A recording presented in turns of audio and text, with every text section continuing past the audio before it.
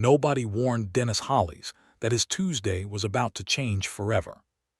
He had arrived at Hartsfield-Jackson Atlanta International Airport at exactly 6:45 in the morning, the same way he had arrived every working day for the past 15 years, coffee in a blue thermos, keys jangling on his belt, boots hitting the polished terminal floor with the comfortable rhythm of a man who knew exactly where he was going and exactly what he would find when he got there. He would find crowds. He would find lines. He would find delayed flights and frustrated travelers and the low-level, constant hum of one of the busiest airports in the entire United States doing what it always did, moving people from one piece of the world to another, efficiently, endlessly, without pause. That was Dennis's world, predictable, structured, safe. He liked it that way. The morning had started without a single unusual moment.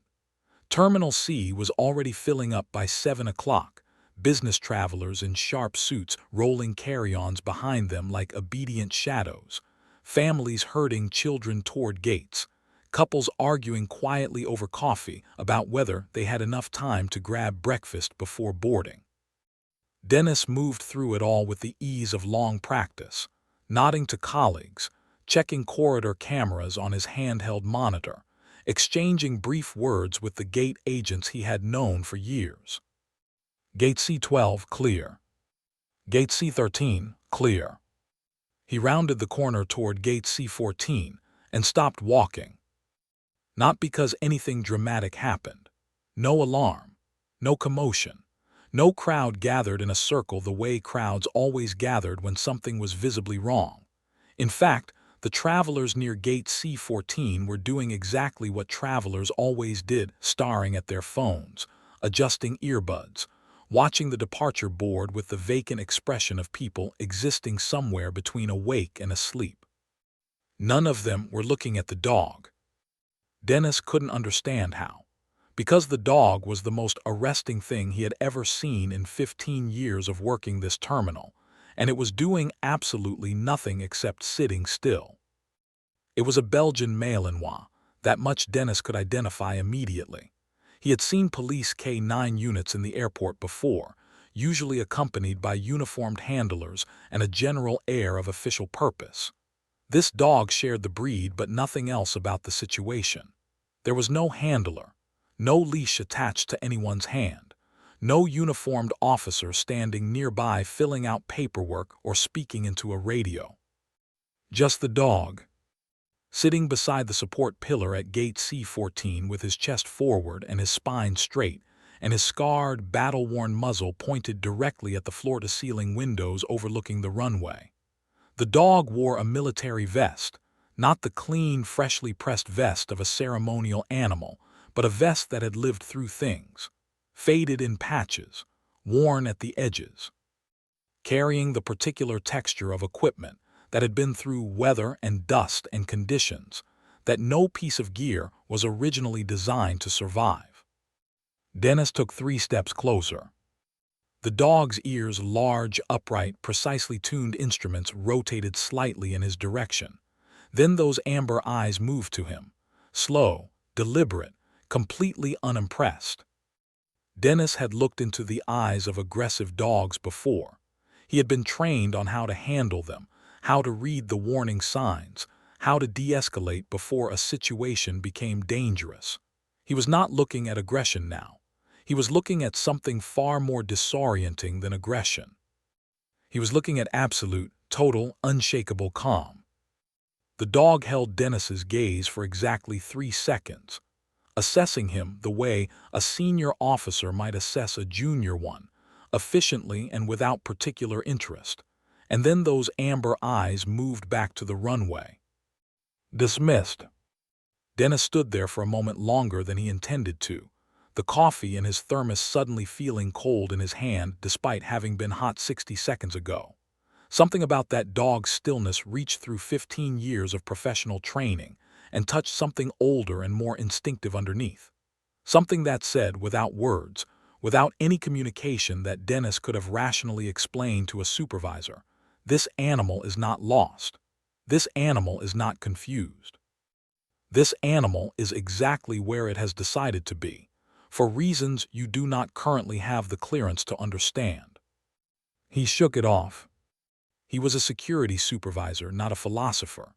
He had a job to do and a protocol to follow and a terminal full of travelers to keep safe. An unaccompanied dog, regardless of how composed it appeared, was an unaccompanied dog. Unknown handler, unknown purpose, no visible documentation or authorization.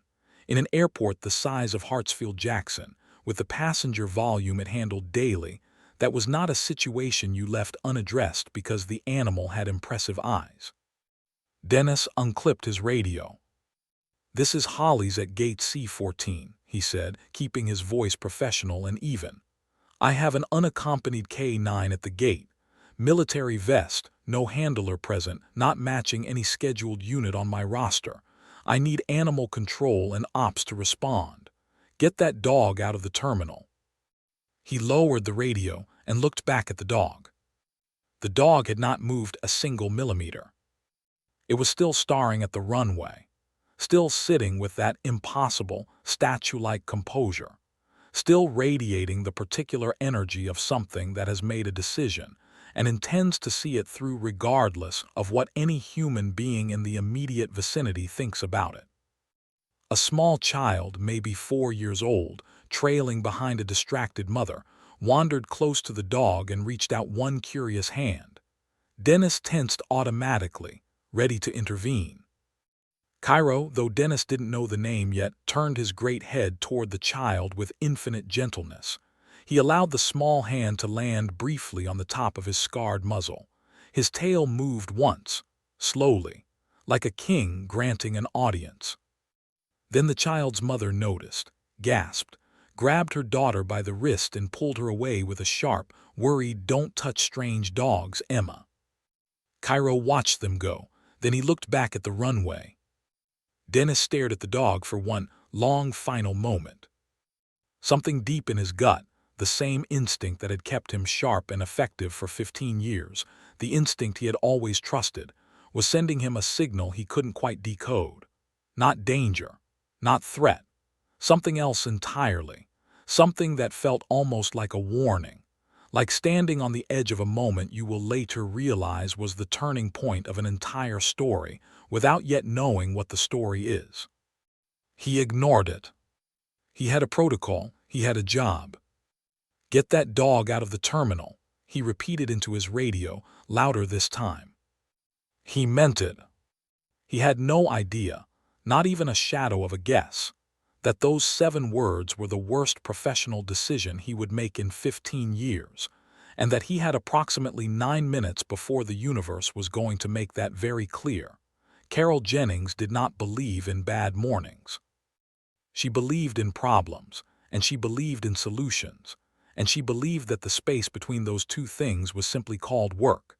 In 11 years of managing airport operations at Hartsfield-Jackson, one of the most complex, high-volume, logistically demanding airports on the planet, she had developed an almost superhuman ability to walk into any situation, assess it in under 30 seconds, and begin fixing it before most people had finished understanding what had gone wrong.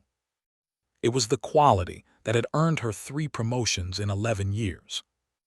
It was the quality that had made her, at 42, one of the most respected operations managers in the entire southeastern United States aviation network.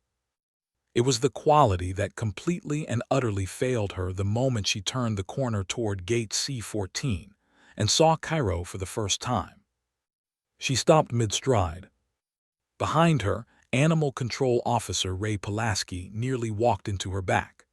The 2 junior staff members, Marcus Chen, and a newer hire named Brianna Walsh, who was only 6 weeks into her position, pulled up short as well, the 4 of them forming an unintentional cluster in the middle of the terminal corridor, staring at the dog beside the gate pillar. Carol had expected a frightened stray, maybe someone's emotional support animal that had slipped its leash during the chaos of boarding, perhaps a police K9 who had wandered from his handler during a routine sweep, something explainable, something that fit neatly into a category she already had a procedure for. What she had not expected was this. The dog sitting beside Gate C-14 support pillar looked like something that had walked directly out of a classified military briefing and decided, for reasons entirely its own, to take a seat in a public airport terminal. The military vest alone would have been enough to stop her, dark, heavily worn, covered in the kind of subtle markings that suggested official designation rather than costume. But it was everything else that held Carol frozen for those 3 full seconds she could not afford to waste. The posture, spine perfectly vertical, chest forward, paws planted with geometric precision on the polished floor. The kind of posture that wasn't trained into an animal in a weekend course or a basic certification program. The kind that was built over years of discipline, of mission, of existing in environments where how you held yourself meant the difference between being noticed and staying alive. The stillness, not the stillness of a sleeping animal or a frightened one. The stillness of a creature that has made a conscious, deliberate choice to be exactly here, in exactly this position, for exactly as long as necessary. And the eyes. Those extraordinary amber eyes that tracked the runway beyond the terminal windows, with a focus so complete and unwavering that Carol found herself involuntarily following the dog's gaze, half expecting to see something out there on the tarmac that would explain everything. There was nothing, just the ordinary morning activity of a busy airport, ground vehicles, a regional jet pushing back from a neighboring gate, heat shimmer rising off the concrete in the early sun. Whatever the dog was watching for, it hadn't arrived yet. Carol pulled herself together with the practiced efficiency of a woman who could not afford to be rattled at work and stepped forward, motioning Ray Pulaski alongside her. Ray was good at his job. 20 years in animal control, the last 8 contracted to the airport. He had handled everything from escaped livestock to an alligator that had somehow navigated 3 security checkpoints before anyone noticed.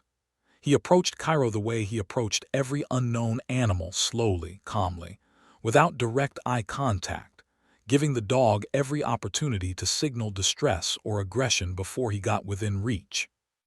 Cairo gave him neither. Cairo watched Ray approach with those measuring amber eyes, performed what appeared to be an extremely rapid and thorough assessment of the man's intentions, and then, apparently satisfied that Ray meant no particular harm, allowed him to crouch down and examine the tag on the military vest. Ray read it twice. Then he looked up at Carol with an expression she had never seen on his weathered, professionally unflappable face before. Something between awe and unease. "His name is Cairo," Ray said quietly, as if speaking too loudly might be disrespectful. U.S. military working dog. There's a service number, a unit designation, most of it's above my clearance level to interpret. But Carol, he paused, turning the tag carefully in his fingers. This dog is decorated. Whatever he's done, wherever he's been, this isn't a regular K9. This is something else entirely. Carol looked at Cairo. Cairo looked at Carol. For one brief, strange moment, it felt less like a woman examining an animal and more like 2 professionals sizing each other up across a conference table, each one trying to determine how much the other actually understood about what was happening here. Carol looked away first. She pulled out her tablet and opened the clearance logs with rapid, precise movements, the physical equivalent of clearing her throat and getting back to business. She scrolled through every scheduled K9 unit for the day, every military liaison notification, every special clearance filed with airport operations for the past 72 hours. She scrolled twice through each category, because Carol Jennings did not make assumption and she did not accept a single data pass as conclusive. Nothing. No Cairo. No handler registered under any military designation. No special clearance filed. No advance notification from any branch of the armed services regarding a working dog at Terminal C this morning. As far as Hartsfield-Jackson Atlanta International Airport's entire operational database was concerned, this dog did not exist. Carol lowered her tablet slowly. She understood protocol the way most people understood breathing, not as a set of rules imposed from outside, but as the natural, automatic rhythm of how things were supposed to work. Protocol existed because airports were complex, high-security environments where unidentified anything, people, packages, animals, represented a potential risk that could not be managed through good faith alone. The system needed documentation. The system needed verification. The system needed every variable accounted for and logged and traceable. The system had absolutely nothing on Cairo, which meant, by every standard Carol Jennings had operated under for 11 professional years, there was only one correct course of action. "He has to be removed," she said. The words came out more quietly than she intended. "Ray, go ahead." Ray Pulaski stood, unclipped a temporary leash from his belt, and crouched back down beside Cairo. He moved slowly, giving the dog time to register what was happening. He half expected resistance, not aggression, but the subtle, planted-weight stubbornness that highly trained animals sometimes displayed when asked to do something that conflicted with their last given order. Cairo offered nothing of the sort. He stood when Ray stood. He accepted the leash with the kind of grace that suggested he found the entire concept of a temporary leash mildly beneath his dignity, but was willing to humor the situation. He fell into step beside Ray with a military precision that made Brianna Walsh, the 6-week rookie, whisper something under her breath that sounded like it might have been a prayer. The small group moved through the terminal. Travelers flowed around them without interest. The airport kept doing what airports do, moving, humming, announcing, consuming time. Carol walked ahead of the group, tablet in hand, already composing the incident report in her head. Documentation of removal, animal control notification, attempt to contact relevant military liaison, standard procedure efficiently executed. She was halfway through the mental draft when it happened. They reached the bend in the corridor that turned away from gate C14, the point of no return, the moment Cairo would lose his sightline to that runway entirely. And Cairo stopped walking. Not a dramatic stop, not a pulling back against the leash stop, just a simple, quiet, absolute cessation of forward movement. 4 paws planted, head turning slowly back over his shoulder toward the gate, toward the window, toward the runway beyond it. Ray felt the leash go taut and stopped as well. He looked down at Cairo. Carol turned around. The dog stood at the bend in that corridor and looked back toward gate C14 for a long, wordless moment. Those amber eyes fixed on something beyond the glass that none of the humans around him could identify. His scarred chest rose and fell with one slow, deep breath. Then something shifted in those eyes. Something that, if Carol had been the kind of person who read emotion into animals, which professionally she was not, she might have described as resignation. Not defeat, not sadness. Simply the expression of a creature that has accepted a temporary detour with absolute confidence in the final destination. Cairo turned back around. He walked forward beside Ray Pulaski without another backward glance, down the corridor, away from gate C14, toward the south wing holding area. Carol watched him go for just a moment before following. She told herself the strange tightness in her chest was indigestion from her early morning coffee. She almost believed it. But somewhere in the back of Carol Jennings's highly efficient, protocol-oriented, professionally disciplined mind, a small, quiet alarm had begun to ring. And no matter how hard she tried to focus on her incident report, she could not find the switch to turn it off. That was not a boast.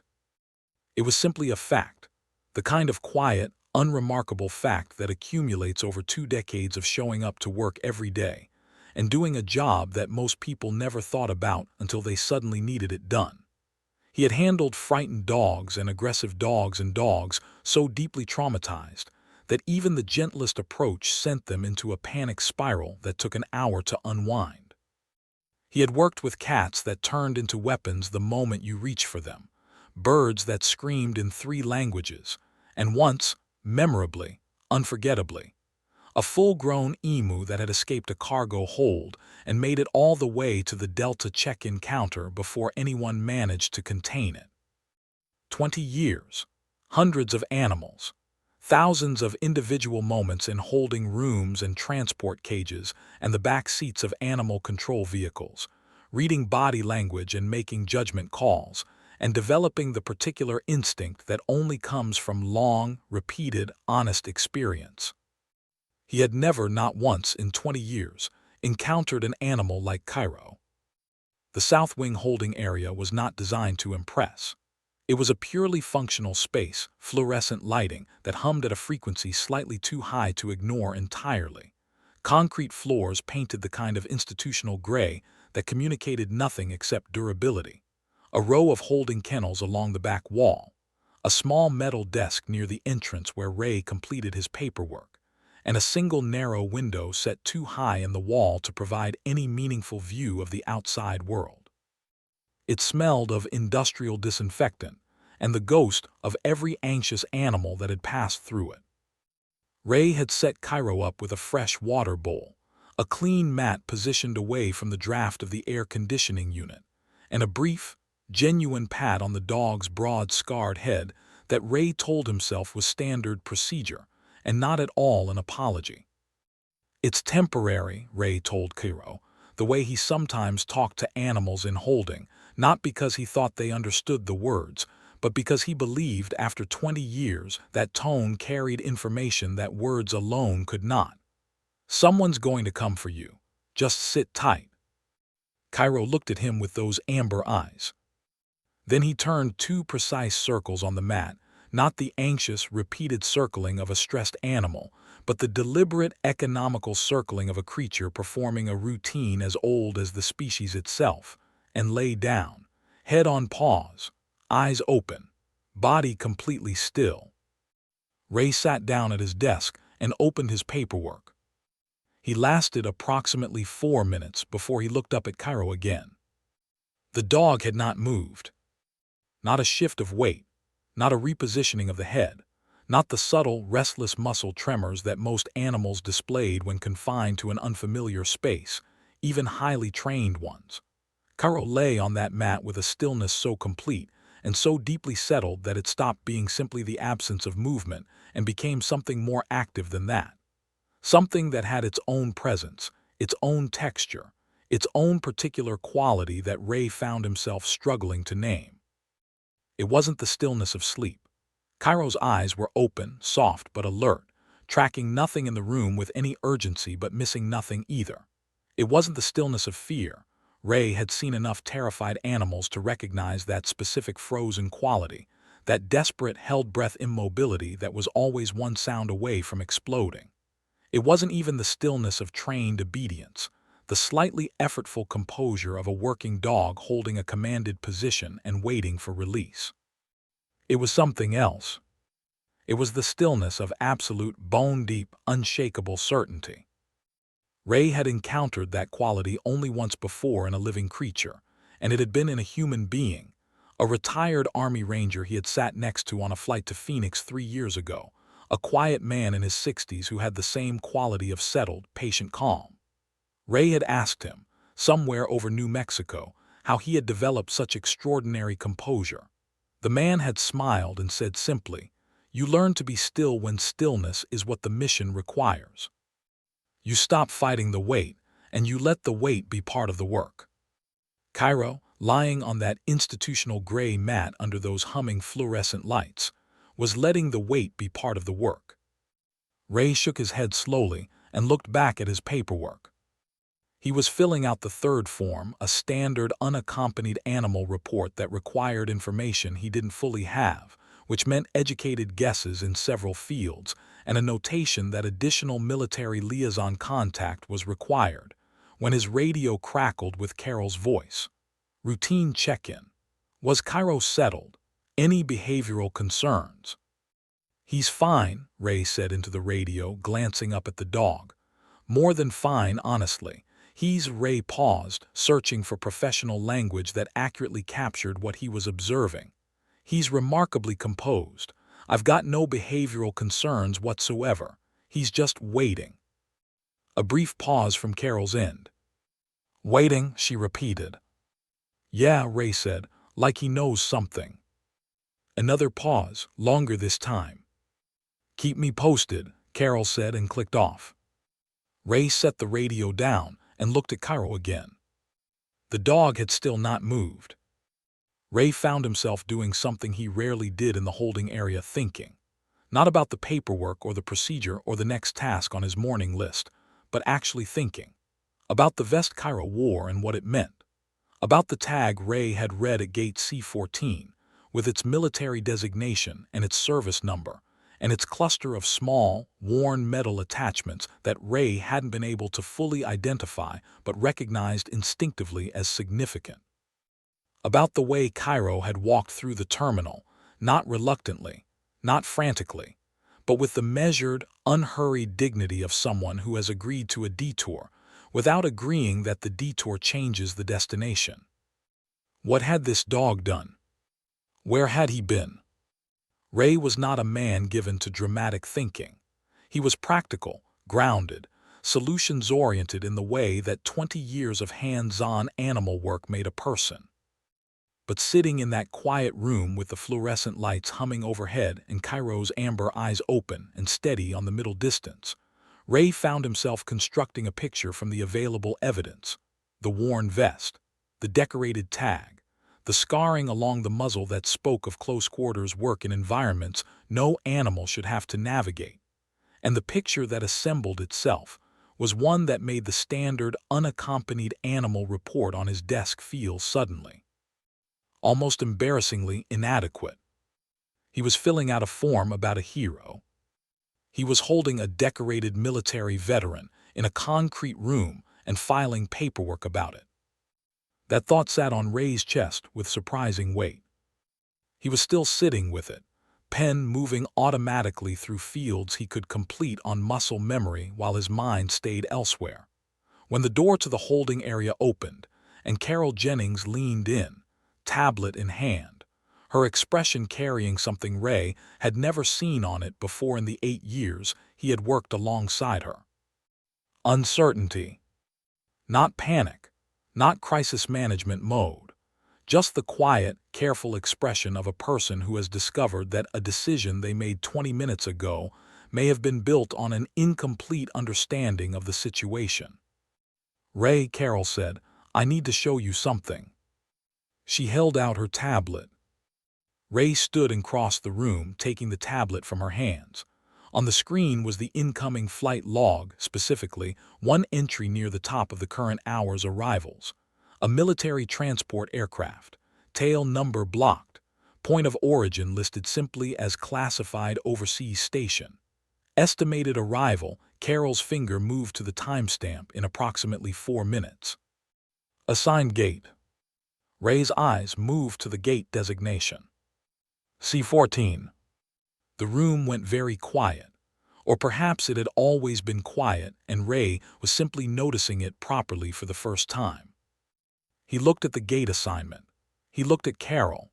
He looked at the gate assignment again. Then he turned slowly and looked at Cairo, still lying on the mat, still perfectly still, still holding that deep, unshakable, certain patience that Ray had been struggling to name for the past 40 minutes. And suddenly, he had the name for it. It wasn't patience at all. It was faith.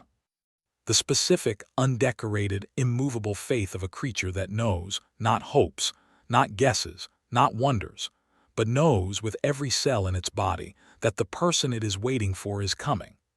That no holding room, no concrete floor, no bureaucratic detour, no amount of fluorescent lighting or institutional gray paint changes that fundamental, irreducible fact. He is coming. He is always coming. He has never not come. Ray handed the tablet back to Carol without a word. Carol took it without a word. They both looked at Cairo. Cairo did not look at them.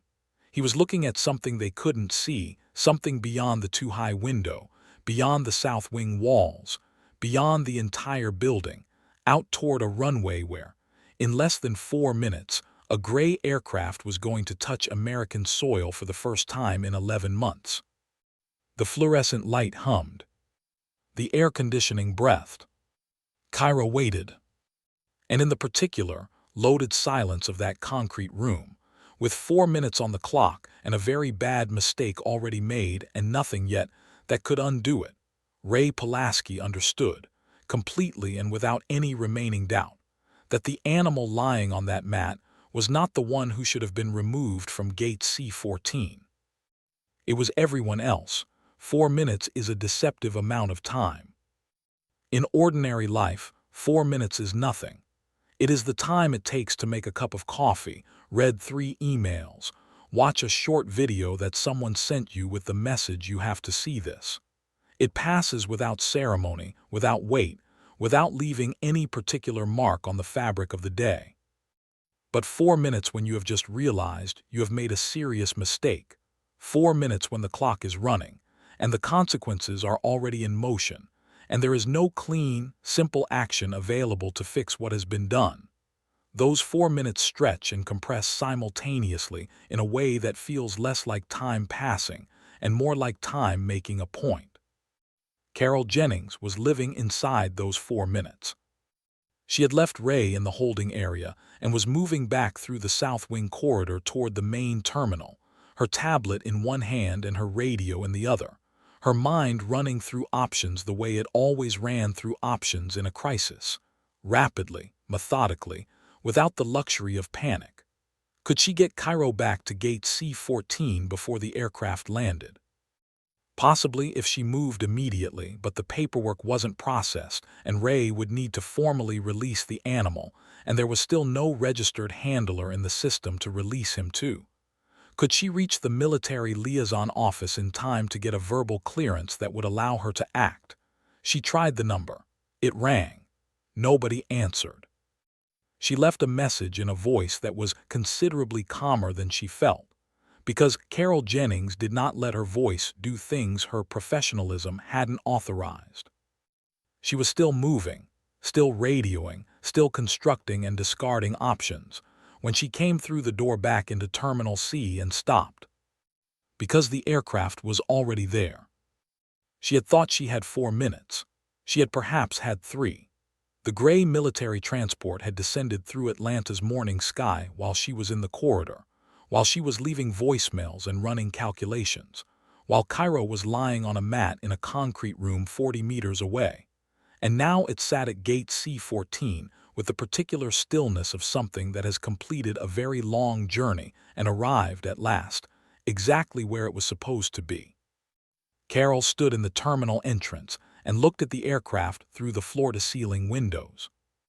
It was not a large plane by commercial standards, sleek and purposeful and the specific shade of gray that military equipment in every branch seemed to share, a gray that was not chosen for aesthetics but for the practical business of not being easily seen.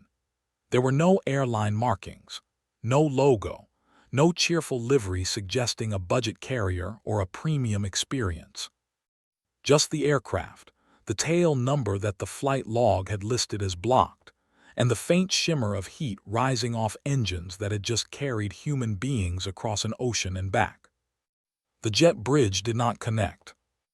That was the first thing Carol noticed as she moved toward the gate. Commercial arrivals connected to jet bridges automatically. It was part of the choreography of a major airport, the seamless transition from aircraft door to terminal floor that millions of travelers experienced without ever registering it as remarkable.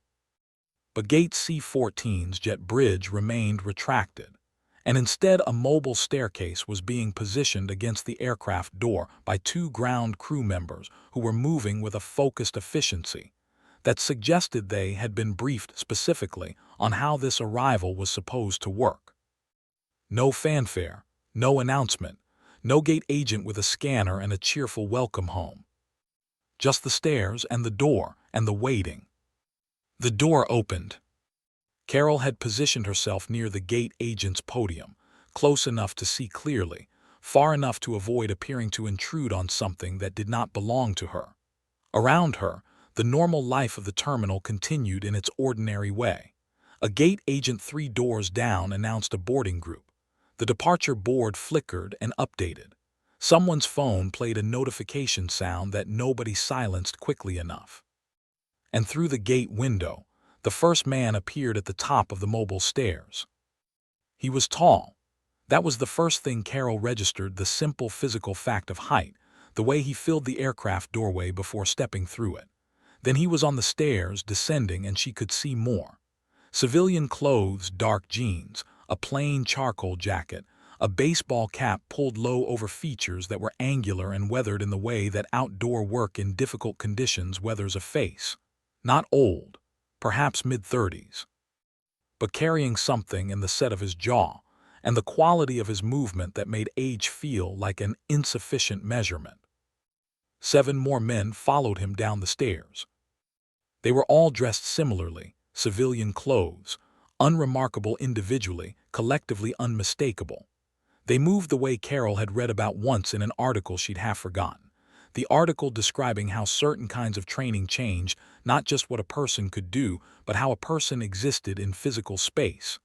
The awareness, the economy of motion, the constant low-level processing of the environment that never fully switched off regardless of context.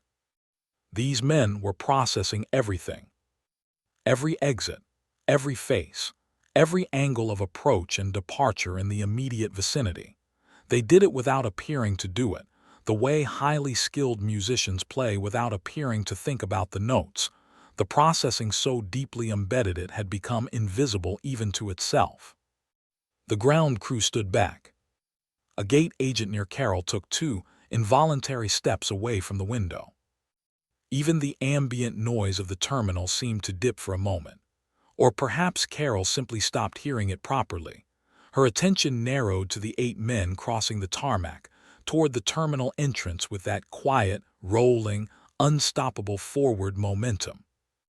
The man in front, the tall one, the first one down the stairs, pushed through the terminal door, and his eyes began moving immediately.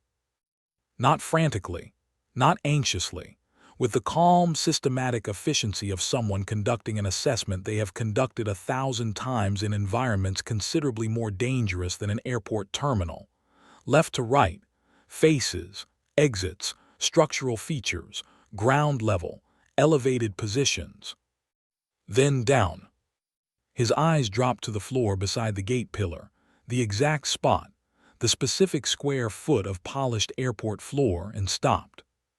Carol watched his face in the moment that his eyes found the empty space. She had expected, she wasn't sure what she had expected. Confusion, maybe. A questioning look. The mild, manageable expression of someone whose plans had been slightly disrupted and who required a brief explanation.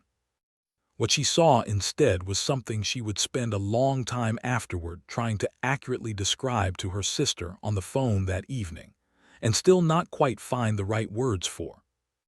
It wasn't anger. It wasn't panic.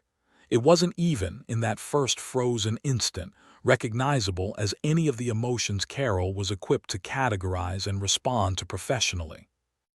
It was the expression of a man who has been through 11 months of conditions that required him to lock every vulnerable thing he possessed behind a door inside himself, and keep it locked regardless of cost, and who has sustained that lockdown partly, significantly, by holding in his mind one specific image, one specific certainty, one thing that was waiting for him at the end of all of it, reliably and without condition, the same way it had waited at the end of every deployment before this one. And the thing was not there. Chief Petty Officer Marcus Webb, Navy SEAL, 4 combat deployments, 11 months classified, a man whose official record contained enough redacted passages to fill a small library, stood at gate C-14 and looked at the empty space beside the pillar where Cairo always sat.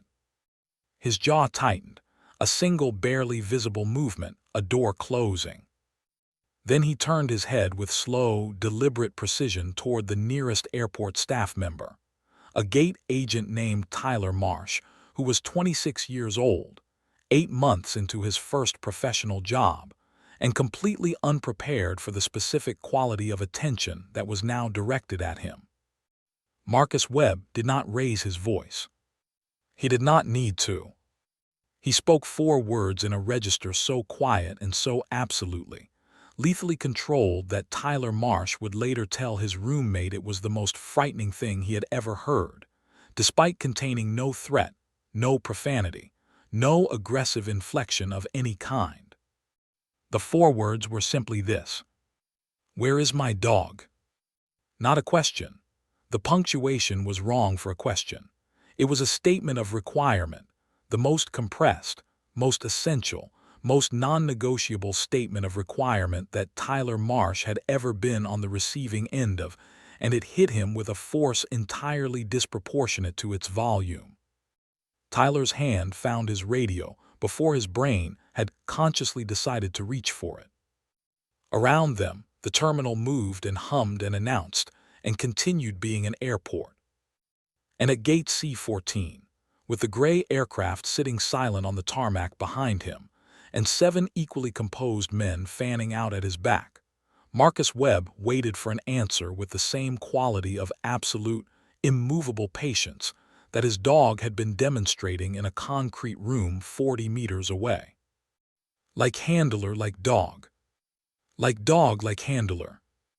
Some partnerships run so deep that even separation cannot interrupt the frequency, and standing on opposite ends of the same building, neither one of them was finished waiting. Tyler Marsh was not a coward. He wanted that on record, at least in his own mind, in the private internal courtroom where people tried themselves for their worst moments and hoped for a lenient jury. He was not a coward. He had handled difficult passengers before. He had de-escalated arguments at the gate podium, managed the particular fury of travelers who had missed connections through no fault of the airline, absorbed the frustration of delayed flights, and lost luggage and overbooked seats with a professional composure that his supervisor had noted approvingly in his last performance review. He was good at his job. He was good at his job, and he was not a coward, and he was 26 years old and absolutely nothing in his training. His experience, or his 26 years of being alive, had prepared him for the specific, contained, devastatingly quiet force of Chief Petty Officer Marcus Webb, standing 3 feet away from him asking where his dog was. Tyler's radio was in his hand. He could not immediately remember deciding to put it there. Tyler started, then stopped, then started again. "Sir, I need to radio my supervisor. There's been a situation with, I'm going to get you an answer right now, sir. I just need 1 moment to." Marcus Webb said nothing. He simply waited. And somehow, impossibly, irrationally, Marcus Webb's silence was more pressure than any raised voice Tyler had ever encountered. It was the silence of a man who had sat in darkness in hostile territory and waited for extraction that was 40 minutes late. The silence of someone for whom waiting was not a passive condition, but an active, disciplined, sustainable state that could be maintained indefinitely without cracking. Tyler's fingers found the radio channel and pressed. Dennis, this is Tyler at C-14. I need you on the radio right now. Right now, Dennis." A crackle, then Dennis Hollis's voice, slightly wary. "Go ahead, Tyler, what have you got?" "I've got." Tyler glanced sideways at Marcus, who was still looking at him with that quiet, absolute attention. "There's a gentleman here asking about the dog from this morning, the one that was removed." A pause from Dennis's end. A pause that contained, Tyler somehow sensed, the precise moment when Dennis Hollis's stomach dropped through the terminal floor. "Copy that," Dennis said. His voice had changed, tighter, more careful. "I'm coming to you, hold there." Tyler lowered the radio and looked at Marcus Webb. "My supervisor is on his way, sir. He'll be here in just a..." "Connect me to whoever made the decision," Marcus said, still quiet, still controlled. "Not your supervisor, whoever decided to remove my dog from this gate." Tyler blinked. That's operations, that's Ms. Jennings. I can try to." "Try," Marcus said. Tyler tried. Carol Jennings picked up on the second call attempt. She had been waiting for it, had been holding her radio for the past 90 seconds with the particular grip of someone who knows a call is coming and has decided to face it rather than avoid it, because Carol Jennings did not avoid things. "This is Jennings," she said. "Ms. Jennings." Tyler held the radio toward Marcus in a gesture that was partly professional and partly the instinct of someone who wanted the conversation to stop being his responsibility.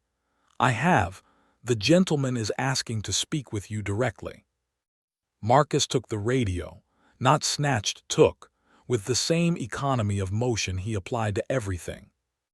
"Ms. Jennings," he said, "my name is Chief Petty Officer Marcus Webb.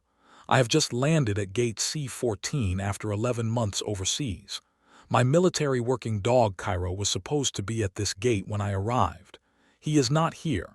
I need you to tell me exactly what happened and exactly where he is, right now." Carol had been preparing for this conversation since the moment she had seen the gate assignment on her screen. She had organized the facts in her mind the way she organized everything, clearly, sequentially, without unnecessary embellishment. She told him everything. The morning routine, Dennis's radio call about an unaccompanied dog at C-14, her arrival at the gate with Ray Pulaski, the clearance logs, every one of them showing no record, no handler, no authorization for Cairo's presence in the terminal, the protocol that governed unaccompanied animals in a major airport security environment, the decision to remove Cairo to the South Wing holding area pending identification of a registered handler, Ray Pulaski's care and professionalism in the holding area, the incoming flight log entry she had found afterward, the one with the blocked tail number and the classified origin and the C-14 gate assignment, and the realization it had produced. She told him all of it, clearly, without deflection, without softening the parts that reflected poorly on her department's process or her own decision-making. She finished and waited. The radio silence on Marcus's end lasted 6 full seconds. Carol counted them the way she had counted the 4-minute window before the aircraft landed, carefully, painfully, with the awareness that each one carried weight. Then Marcus Webb's voice came back through the radio, and something in it had shifted, not softened exactly, not warmer, but moved slightly from the controlled danger of the first 4 words he had spoken at the gate to something that was still absolutely serious but contained beneath its surface, the first faint signal of a man who had decided that anger was not the most useful thing available to him right now. "Take me to him," he said. 3 words, 4 syllables, the most complete sentence Carol Jennings had ever received. "I'll meet you at the main corridor junction in 2 minutes," she said immediately. "I'll take you there myself." She was already moving before she finished the sentence. Dennis Hollies intercepted her at the junction 30 seconds later, slightly out of breath, his expression carrying the specific combination of professional guilt and personal distress that Carol recognized as a man reckoning with a decision in real time. He fell into step beside her without being asked, because there was nothing else to do and nowhere else to be, and Dennis Hollies, whatever else might be said about the morning's events, was not the kind of man who disappeared when things got difficult. Marcus Webb came through the security door with his team, all 8 of them, moving together with that natural, unconscious coordination, and Carol felt the atmosphere in the corridor change the moment they entered it, not threateningly, just differently. The way a room changes when the people in it suddenly have more gravity than the room was designed to contain. She introduced herself. She did not extend her hand. Something told her that the social choreography of a professional introduction was not what this moment called for. "South Wing," she said simply, "follow me." They moved. The corridor from Terminal C's main junction to the South Wing holding area was approximately 300 meters, a distance that under normal circumstances Carol covered in a relaxed 4 minutes, stopping occasionally to check on gate agents or respond to a radio query. They covered it in under 90 seconds. Carol walked fast. Marcus walked faster. The team moved around them and between them with the fluid, organic adaptability of people who had trained to move through every kind of environment without friction. And the combined effect was that the group simply flowed through the terminal corridor like something that the corridor had no real option but to accommodate. Travelers stepped aside, not because anyone asked them to, not because the group was aggressive or loud or physically imposing in any way that broke a specific social rule, just because certain kinds of forward momentum communicate themselves on a frequency below conscious thought, and the human nervous system, when it detects that frequency, steps back. A woman with a rolling suitcase pressed herself against the wall and watched them pass with wide eyes.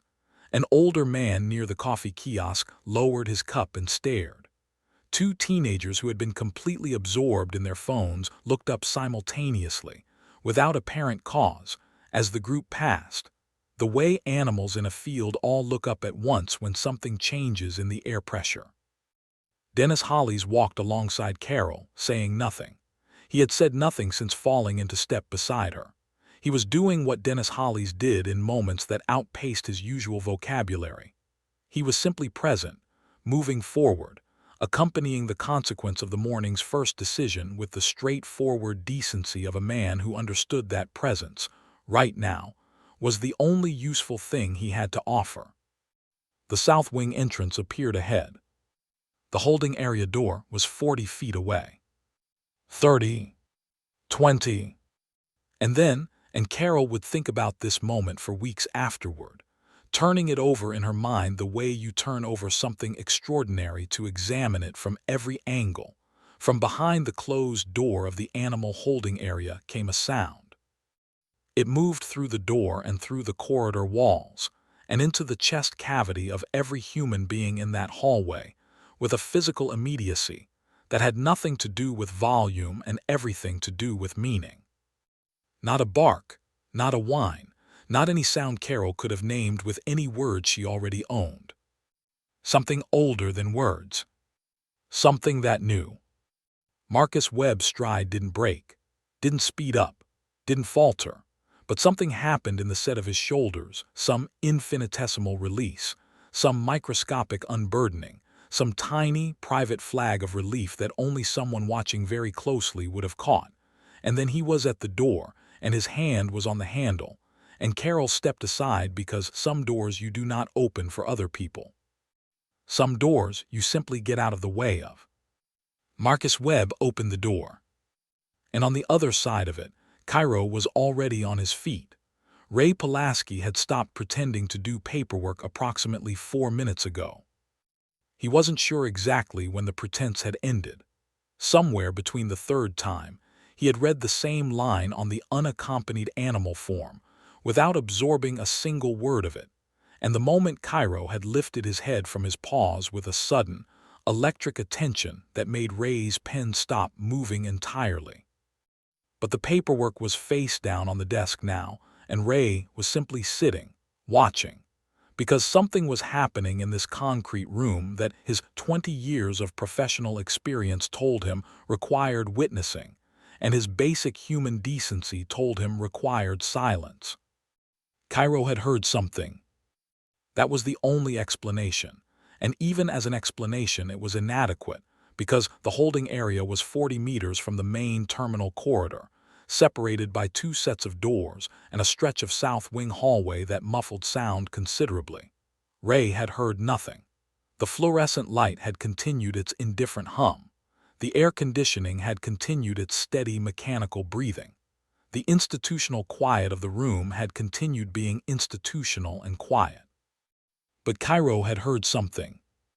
The dog had risen from the mat not with the gradual, stretching movements of an animal waking from rest, but with the sudden, complete, whole-body alertness of a creature receiving a signal, every muscle engaging simultaneously, every sense orienting in the same direction at the same instant, the transition from stillness to readiness so fast it seemed to skip the intermediate steps entirely. Ears fully forward and locked, head high, nostrils working with rapid, systematic efficiency. body angled toward the door with a precision that suggested not hope or curiosity, but absolute, GPS-accurate certainty. He knows, Ray thought. He actually knows. Not smells, not hears, knows. Ray understood, intellectually, that military working dogs were trained to extraordinary standards of sensory discrimination, that their olfactory capability alone operated on a scale that made human senses feel like rough drafts of the concept. He understood that Cairo could theoretically have detected Marcus Webb's scent before any human being in the building had registered his presence. He understood that there was a rational, biological, neurologically sound explanation for what he was watching. He didn't find the rational explanation particularly satisfying at this moment. At this moment, watching Cairo standing on that gray mat with every atom of his being oriented toward a closed door, Ray found himself thinking about the word that had come to him earlier, faith, and finding it more accurate than any scientific framework he could construct. The door handle moved. Cairo's body went rigid for one suspended, breathless, crystalline moment. Every muscle in that 90-pound, battle-hardened frame locked and trembling with contained energy, like a current running through a wire at maximum capacity, like a note held at the precise edge of what the instrument can produce before the sound breaks into something beyond itself. The door opened. Marcus Webb stepped through. What happened in the next 4 seconds would be described, in the weeks and months that followed, by 3 separate witnesses, Ray Pulaski, Carol Jennings, and Dennis Hollies, in 3 separate conversations with 3 separate people, and all 3 descriptions, despite the differences in language and emphasis, and the particular emotional filters each person brought to the telling, would agree on the essential architecture of the moment, with a consistency that suggested they had all witnessed something that left marks too deep to distort. Cairo moved. Not ran, moved, which was a different thing entirely. Running implied effort, implied the translation of intention into physical action across a gap of time and space. What Cairo did had no gap. The decision and the movement were the same thing, instantaneous and total, and he crossed the holding room in 3 bounds that covered the distance between the mat and the doorway before Ray's eyes had fully processed that the dog was no longer where he had been. He hit Marcus Webb at chest height. All 90 pounds of decorated military working dog, scarred and worn, and carrying 11 months of waiting in every line of his body, collided with the man who had been his handler, his partner, his person for 4 years, and Marcus caught him the way you catch something you have been moving toward across an ocean and a continent, and 11 months of nights that lasted longer than nights should last. They hit the doorframe together, Marcus's back connecting with the metal frame, his arms locking around Cairo's body, both of them absorbing the impact of the collision with the physical ease of 2 beings who knew each other's weight and momentum the way musicians know each other's rhythm. And then Cairo made the sound. Ray had worked with animals for 20 years.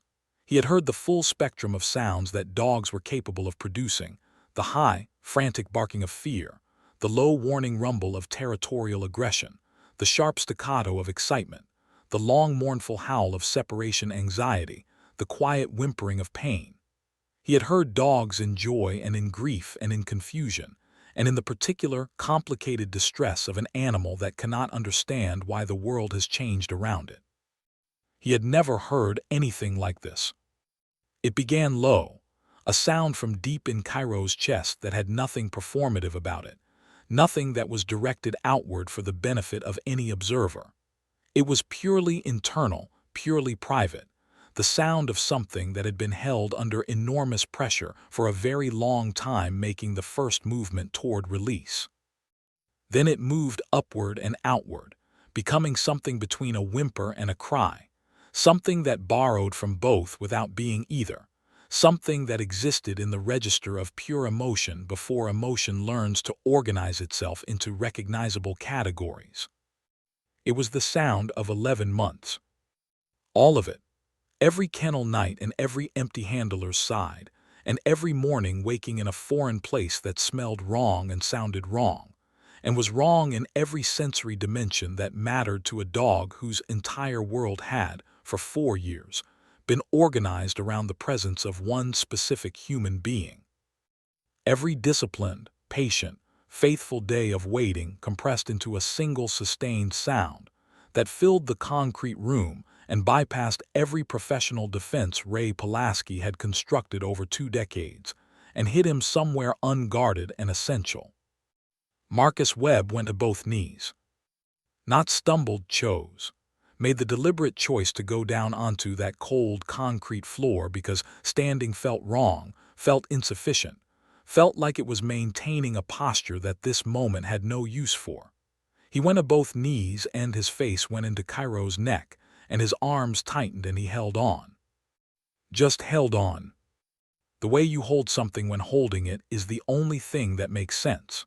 When the mission is complete and the distance is closed, and the thing you have been moving toward across all that darkness is finally, actually, physically present in your arms, and the holding of it is not a gesture or a performance, but simply the most honest response available to a human body in that specific moment. He didn't say Cairo's name. He didn't say anything at all. Neither did Cairo, obviously, but the sound had shifted now, had moved from that raw, pressurized release into something quieter and steadier, a low, continuous sound that was no longer about the separation, but about the reunion, about the present tense, about the specific, irreplaceable reality of this person and this dog in this room after this amount of time. Carol Jennings discovered that the ceiling of the south wing holding area had several features she had never previously noticed, and found them suddenly worthy of extended examination. Dennis Hollies folded his arms across his chest, looked at his boots, and performed a series of small, controlled jaw movements that a person who didn't know him might have interpreted as chewing gum. Ray Pulaski walked to the far corner of the room with the quiet, deliberate movement of a man creating privacy in a space that didn't have enough of it, and found his filing cabinet suddenly in urgent need of organizational attention. He opened the bottom drawer and stared into it and reorganized nothing, because his hands weren't entirely steady, and he didn't trust them with anything that required precision right now. The reunion lasted, in measured clock time terms, approximately 3 minutes. In every other meaningful sense, it lasted exactly as long as it needed to. When Marcus finally lifted his face from Cairo's neck and sat back slightly on his heels, Cairo stayed pressed against him, one heavy forepaw planted on Marcus's knee, the great scarred head resting on Marcus's shoulder, that steady low sound continuing its quiet, grounding rhythm. Marcus's hand moved to the back of Cairo's neck and stayed there, thumb moving in slow circles against the worn fabric of the military vest, and the two of them remained like that, the seal and his dog, kneeling on a concrete floor under fluorescent lights, in a room that smelled of disinfectant and had never been designed to contain anything this important. Marcus looked up. His eyes were clear, not wet, clear, the specific clarity of someone who has just set down something very heavy and can now see the room properly again. He looked at Ray first. Ray had turned back around from his filing cabinet, because there are things you cannot pretend not to witness regardless of how much privacy you attempt to manufacture. "Thank you," Marcus said, "for taking care of him." Ray nodded once. His voice, when he found it, was approximately half its usual volume. "He took care of himself mostly," Ray said. "I just provided the mat." Something moved through Marcus's expression, brief and complicated and not entirely translatable, and then he looked at Carol. Carol met his eyes directly, because Carol Jennings did not look away from things she was responsible for. Marcus studied her for a moment. Then he said, quietly, without accusation, without performance, simply as a statement of something that needed to be said, "We're going to need to talk about how this happened." "Yes," Carol said, "we are." And then Marcus looked back down at Cairo. Cairo looked back up at Marcus. The paw on the knee didn't move. The head on the shoulder didn't lift. The low, steady sound continued its quiet testimony to the fact that the world had, at last, rearranged itself back into the correct configuration. Dennis Holly stood by the door and looked at the two of them. The man and the dog, the handler and his partner, the seal and the animal that had saved his life and the lives of his teammates in ways that the clearance logs of Hartsfield-Jackson Atlanta International Airport were entirely unequipped to document, and felt 15 years of professional certainty about protocol and procedure, and the correct management of unidentified variables shift quietly on its foundations. Not collapse, not break. Just shift. The way the ground shifts when something enormous moves through it, registering the passage of something larger than itself, adjusting, settling into a new and permanent configuration that will never be quite identical to what it was before. Some things once witnessed cannot be unwitnessed. And in the South Wing holding area of one of the busiest airports in America, on an ordinary Tuesday morning that had stopped being ordinary approximately 90 minutes ago, 4 people had just witnessed something that none of them, not one, would ever fully find the words for. But they would spend the rest of their lives trying. The airport director's conference room was on the 4th floor. It had floor-to-ceiling windows on the eastern wall that looked out over the runway complex, a view that on any other day Carol Jennings found purely functional, useful for monitoring ground operations during meetings that ran long. Today, sitting at the long oval table with her hands folded in front of her, and the morning's events arranged in her mind like evidence at a hearing she had called on herself, she found the view did something different. The runways stretched out in the afternoon light wide, purposeful, connecting this place to every other place. And somewhere on the tarmac below, the gray aircraft still sat at gate C-14, patient and silent, its mission complete. She had been staring at it for 3 minutes when the door opened. Marcus Webb came in first. Cairo came in beside him, not behind, not following, but genuinely beside, the two of them moving through the doorway simultaneously in the way of beings who have long ago stopped thinking about physical coordination, because it has become entirely automatic. Cairo's military vest had been straightened since the holding room. His bearing had returned to that particular dignity, chest forward, head high, amber eyes conducting their quiet assessment of every new space he entered. He assessed the conference room. He assessed Carol. He assessed the view through the eastern windows. Then he walked to Marcus's chair, waited for Marcus to sit, and lay down across Marcus's feet with the air of someone completing a checklist. Dennis Hollies came in behind them and took a chair near the door, not at the table, beside it, the physical positioning of a man who understood he was present as a witness and not a participant, and had the self-awareness to reflect that understanding in where he chose to sit. Ray Pulaski had remained in the South Wing.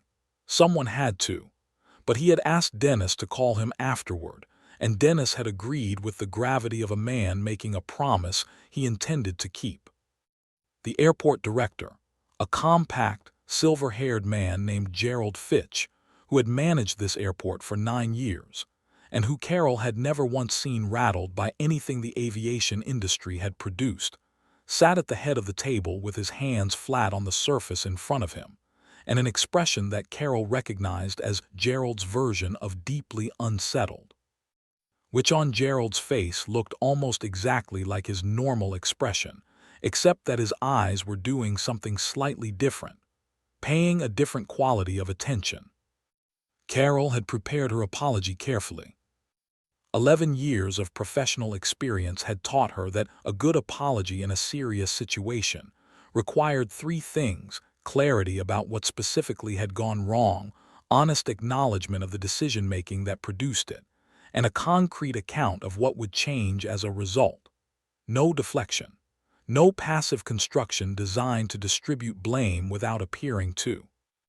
No softening language that made the mistake sound like a reasonable response to an impossible situation, because that kind of language, however tempting, was ultimately a form of dishonesty dressed in professional clothing. She had prepared all 3 components. She had them ordered. She was ready. She got 3 sentences in.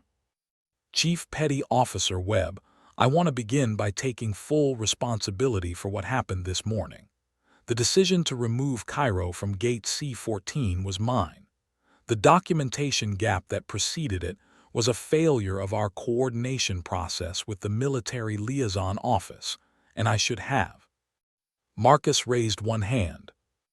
Not impatiently, not dismissively, with a quiet authority that stopped Carol's carefully prepared words mid-sentence without making her feel interrupted, a distinction she would think about later, the difference between being cut off and being redirected. Ms. Jennings, he said, I appreciate what you're preparing to say, and we will get to the accountability conversation because it matters and it needs to happen, and I don't intend to let it not happen. He paused, his hand lowered back to the table. But I need you to understand something first. All of you. His eyes moved around the table, Carol, Gerald Fitch, Dennis Hollies near the door, because I don't think you fully understand what was in that holding room this morning.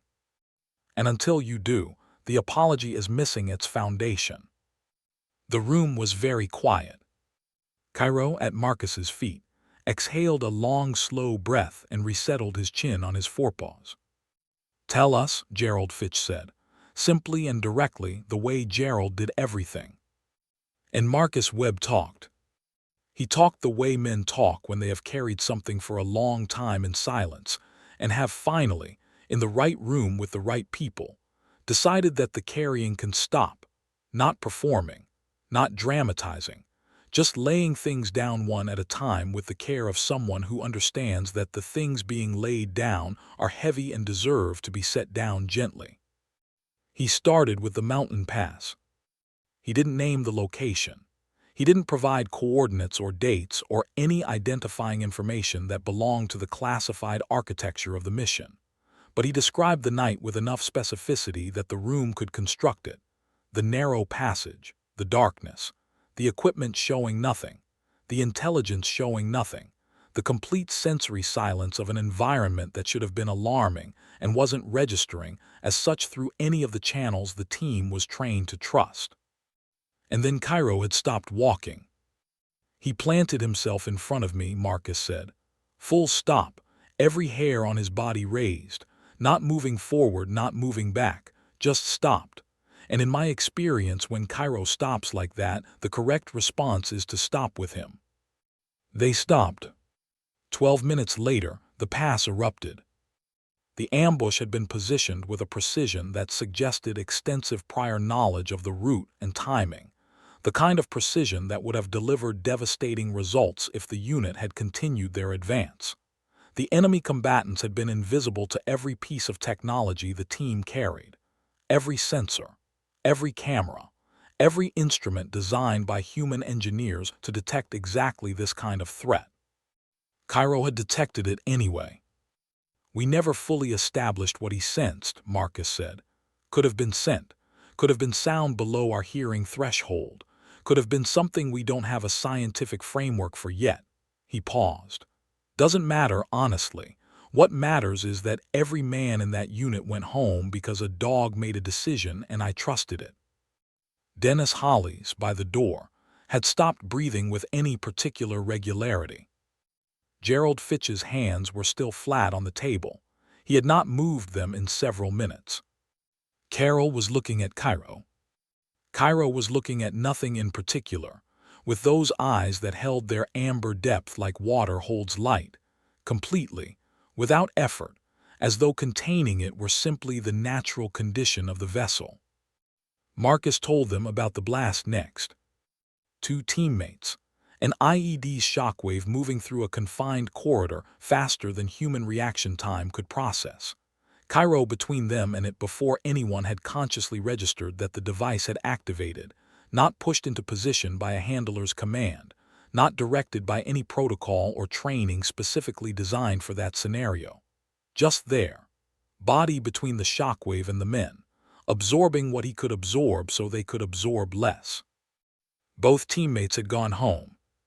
Cairo had spent 11 days in veterinary care at the forward operating base, before being cleared to return to active duty. He had returned to active duty on day 12. Carol's carefully prepared apology was sitting somewhere in the back of her mind, still organized, still present, feeling with every passing minute less like a sufficient response to what she was hearing, and more like a document written for a situation she now understood far less well than she had thought she did. Then Marcus told them about the nights. He didn't spend long on this part. A few sentences, delivered more quietly than everything that had preceded them. The way people speak about the things that cost the most. The long deployment. The cumulative weight of it. The particular darkness of 11 months in classified environments where the normal coordinates of a life, home, familiarity, the faces of people who knew you before all of this, were entirely absent. And Cairo finding him in his bunk, always, precisely when it was needed, crossing whatever distance existed between them in the sleeping quarters of a forward operating base, and simply lying down across Marcus's legs and staying there. No command, no training, just a dog who understood something about his person that the person was sometimes unable to articulate even to himself, and who responded to that understanding with the only language he had: presence, weight, warmth. The simple, irreducible fact of being there. "He kept me level," Marcus said. "Through 11 months of things I'm not going to describe in this room, he kept me level." The silence that followed was the kind of silence that a room arrives at when everyone in it has simultaneously run out of any adequate response, and has the collective wisdom to recognize that inadequacy and honor it by not filling the space with something insufficient. Gerald Fitch cleared his throat, once, twice, a third time. "What can I do?" he said finally. It was not Gerald's usual question, the operational, solutions-oriented inquiry of an airport director managing a situation. It was something older and simpler than that. The question a person asks when they have just been shown something that exceeds their usual frameworks and they are reaching, genuinely and without agenda, for a way to respond that is equal to what they have been shown. Marcus looked down at Cairo. Cairo looked up at Marcus.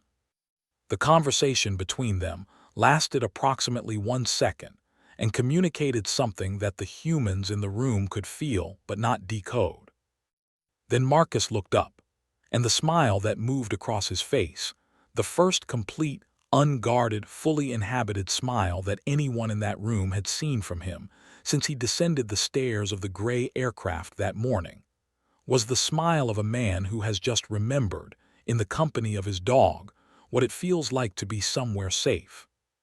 "Cairo has always wanted to see a real control tower," Marcus said. Gerald Fitch blinked once. Then he reached for his phone. Carol looked at Cairo.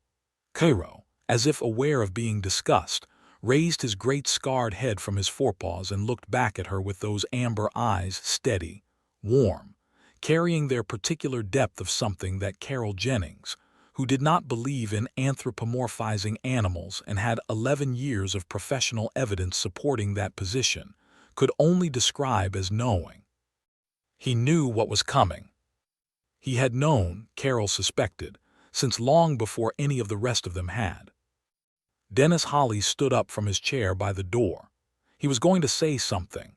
She could see him preparing it, organizing the words with the careful deliberateness of a man who didn't speak often in situations like this, but had something that needed saying. He looked at Marcus, he looked at Cairo, he took a breath. "I'm sorry," Dennis said, "for this morning, for the call I made." He paused. "I didn't know." Marcus looked at him for a long moment. "Now you do," he said.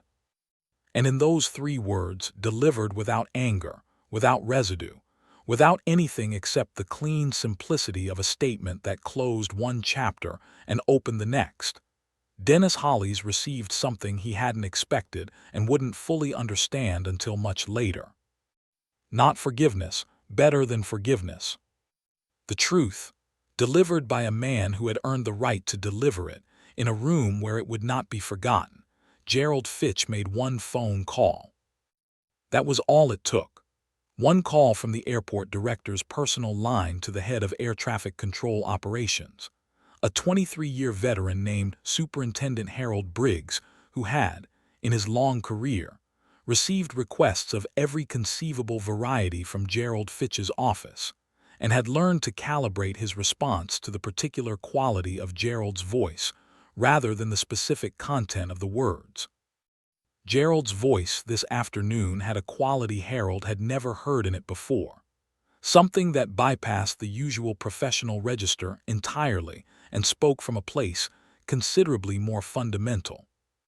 Harold said yes before Gerald finished the sentence. The call lasted 45 seconds. Gerald set his phone down on the conference table and looked at Marcus Webb with the expression of a man who has just done the only adequate thing available to him and understands clearly that it is not enough, but is also genuinely everything he has. "Tonight," Gerald said, "sunset, I'll have someone meet you at the tower access door on the south side of the building." Marcus nodded once, the kind of nod that carries more weight than most sentences. Cairo, still lying across Marcus's feet, moved his tail twice in a slow sweep against the conference room floor, a movement so deliberate and so perfectly timed that Dennis Hollies, standing near the door, would later swear to Ray Pulaski on the phone that the dog had understood every word of the conversation and had been signaling his approval. Ray Pulaski, who had spent 20 years working with animals and had stopped being surprised by what they understood approximately 15 years ago, said he believed it entirely. The sun began its descent over Atlanta at 6:47 that evening. Carol Jennings knew the exact time because she was standing at the window of her operations office watching it happen, watching the sky above the runway complex shift from the hard blue of a working afternoon into something softer and more complicated, the particular palette of a southern sunset that mixed gold and copper, and a deep, burning orange that reflected off the aircraft fuselages on the tarmac and turned the concrete runways into something that looked, briefly and improbably, like the surface of a slow river. She had stayed late. She had told herself it was because she had paperwork to complete, the incident report, the revised documentation protocol she was already drafting for the military liaison coordination process, the internal review request she had filed with Gerald's office before 5 o'clock. All of it real, all of it necessary, all of it genuinely requiring her attention. But the truth, which Carol was honest enough to acknowledge to herself even when she preferred not to, was simpler than paperwork. She wanted to see them go up. The South Tower access door opened at 7:03. The staff member Gerald had assigned to meet them, a young operations coordinator named Priya Sharma, who had been briefed on the situation with the minimal detail Gerald considered strictly necessary, and who had spent the intervening hours constructing what she suspected was a significantly inaccurate picture of what she was about to encounter, opened the door and found herself looking at a tall man in a charcoal jacket, and beside him, a Belgian Malinois in a worn military vest who looked at Priya with amber eyes that performed a rapid, comprehensive, entirely courteous assessment of her intentions, and apparently found them satisfactory. Priya had grown up with dogs. She had thought she knew what dogs were like. She revised that understanding in approximately 4 seconds. "This way," she said, and her voice only wavered slightly. The tower elevator was small. Marcus and Cairo rode up in it with Priya, and in the confined space of that elevator car, with the quiet mechanical sound of the ascent filling the silence, Priya became aware of something she couldn't name precisely, a quality of presence, of gravity, of significance that had nothing to do with the elevator's physical dimensions and everything to do with who and what was occupying it. She looked straight ahead at the elevator doors and said nothing. Cairo sat beside Marcus and looked straight ahead at the elevator doors and said nothing. The two of them, Priya thought, were remarkably similar in certain fundamental ways. The elevator doors opened into the control tower cab. The Hartsfield-Jackson Air Traffic Control Tower cab sat 238 feet above the airport grounds, a height that transformed the familiar geography of the airport into something architectural and abstract, the runways below becoming lines of intention rather than surfaces of function, the aircraft moving along them reduced to careful, purposeful shapes navigating a world that from this altitude looked like a diagram of itself. Superintendent Harold Briggs was waiting at the elevator. He was a large man, broad-shouldered, gray-haired, with the kind of face that had been weathered by decades of responsibility into something that had stopped looking tired and started looking permanent. He had managed this tower through weather events and near misses, and the particular, grinding vigilance of keeping one of the world's busiest airports operational through every variety of challenge the sky could produce. He looked at Cairo for a long moment. Then he crouched down, all 6 feet and 220 pounds of him, creaking slightly at the knees in the way of large men in their late 50s, and held out one broad hand. Cairo stepped forward and placed his scarred muzzle briefly against Harold's palm.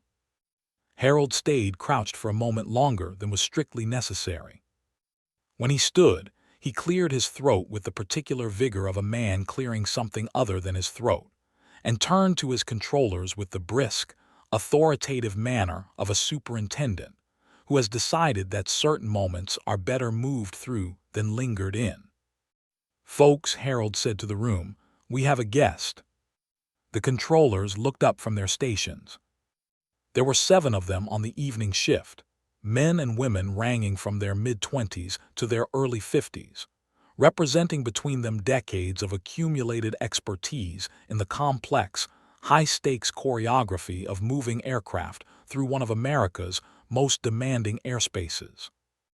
They wore headsets and focused expressions, and the particular quality of divided attention that characterized their work, always partly here, in the room, and always partly somewhere out there in the sky, tracking the invisible geometry of approach corridors and departure paths, and the three-dimensional puzzle of keeping hundreds of aircraft from occupying the same space at the same time.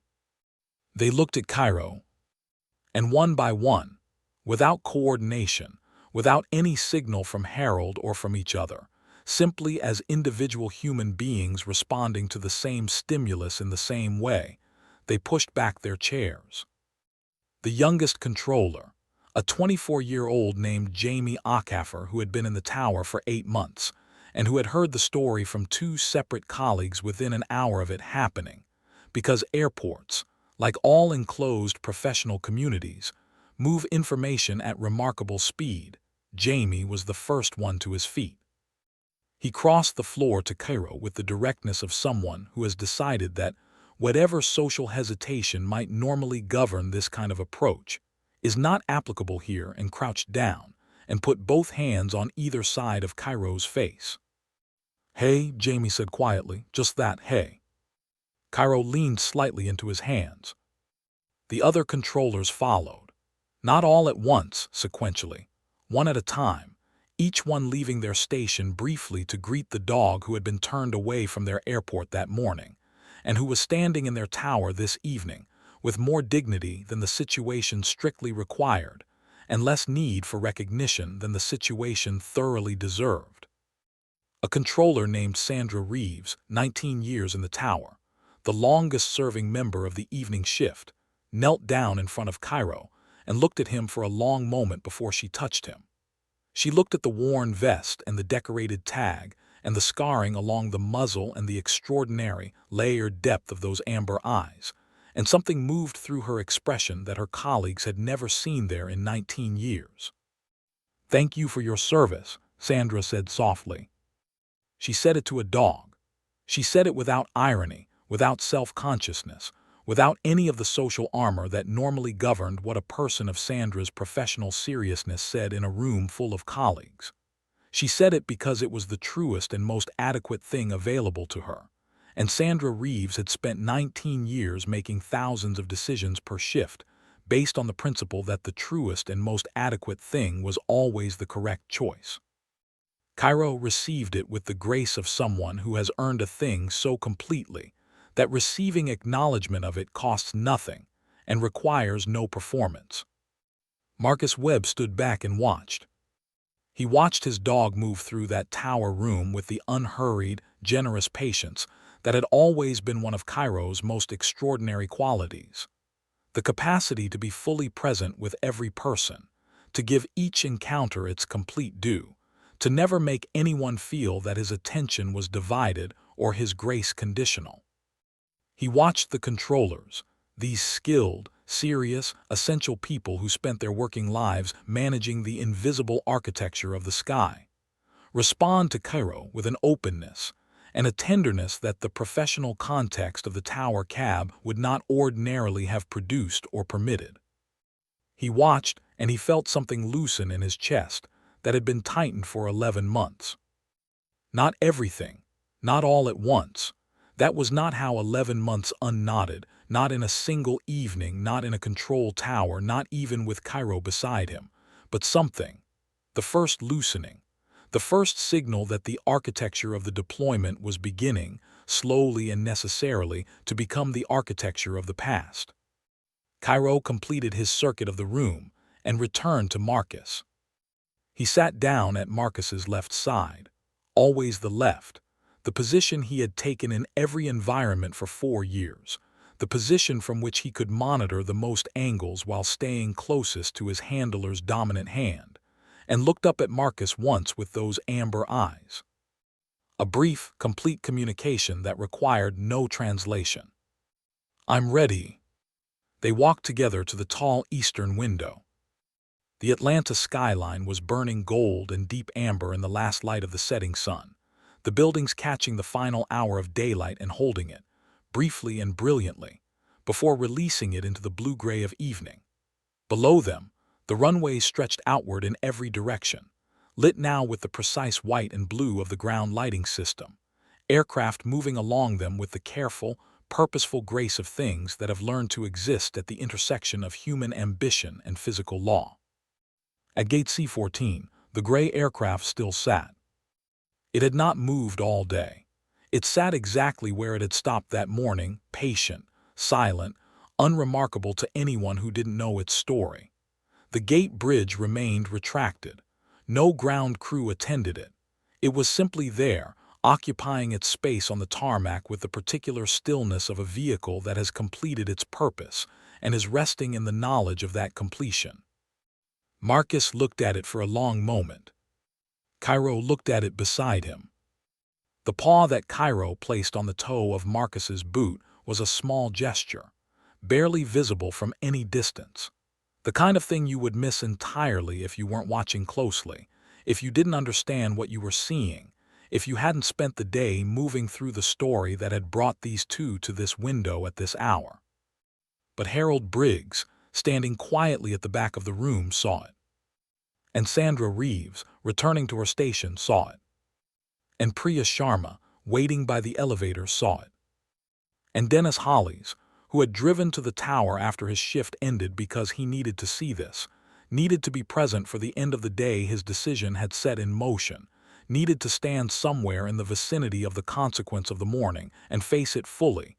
Dennis saw it from the corner where he had positioned himself as he had positioned himself all day. Witness. Present. Accountable. He looked at the man and the dog at the window for a long time. Then he made his private promise again, the one he had made in the holding room, the one that had survived the conference room and the apology and all the hours between. And this time it felt less like a vow extracted by guilt and more like a simple, permanent truth that had always been available to him, and that he had only today, finally, learned to see. Never again, not for any protocol, not for any manifest, not for anything. Outside, the last light left the sky. The runway lights brightened in response, automatic, faithful, doing what they had always done, and the tower cab filled with the quiet sound of controllers returning to their work, headsets going back on, the low professional murmur of people managing the sky resuming its steady, essential rhythm. Cairo sat at the window beside Marcus, and watched the runways below with those amber eyes that had spent the day watching and waiting and knowing, in that deep, undecorated, absolute way that was entirely his own. The gray aircraft sat at gate C-14 in the gathering dark. The city moved around it. The airport moved around it. The enormous, indifferent machinery of a place that existed to move people from one part of the world to another continued its endless operation without pause or acknowledgement. And at the top of a tower above it all, a soldier and his dog stood at a window together in the last light of an extraordinary day. No paperwork, no clearance log, no manifest entry, no documentation, no official record of the most important arrival that gate had seen all year. Just a man and his dog, and a window full of runway lights stretching outward into the dark like a map of every road that ever led someone home. Cairo had known it from the beginning. He had always known. Some things do not require documentation to be true. Some arrivals do not require clearance to be real. Some bonds built in darkness, tested in danger, carried across oceans and 11 months, and every variety of impossible simply are. Permanent and complete, and beyond the reach of any protocol ever written. The dog had known. He had simply waited for the rest of the world to catch up.